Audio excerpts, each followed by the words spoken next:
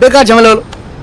প্রত্যেকটা লাভ স্টোরিতে একটা করে ভিলেন এসে জুটবে, এখানে বাবা ভিলেন হয়ে ঢুকে পুরো ব্যাপারটা একদম কেটে দিয়ে চলে গেছে। I object. তুই পূজাকে বিয়ে করবি, ওর বাবা কন্ডিশন দেওয়ার কে? হ্যাঁ, এই জেনারেশনের লোকগুলোর কি প্রবলেম জানিস? সার্কিটে গন্ডগোল আছে, নাহলে তোকে কেউ খারাপ ছেলে বলে? চিনতে পারেনি তোকে। গজার দিদির বিয়ে, রাত্রিবেলা কোনো মাল নেই, চাতক বাকির মতো বসে আছি, তুই বাইক নিয়ে গিয়ে এক বোতল তাড়ি নিয়ে এলি, সেই খেয়ে আমাদের কি আনন্দ, কি বল? হ্যাঁ হ্যাঁ, মাথায় কোনো আইডিয়া এলে বল। আইডিয়া কোত্থেকে আসবে?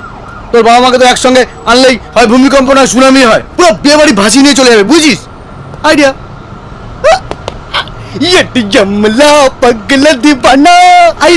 আইডিয়া এসে গেছে ভাই।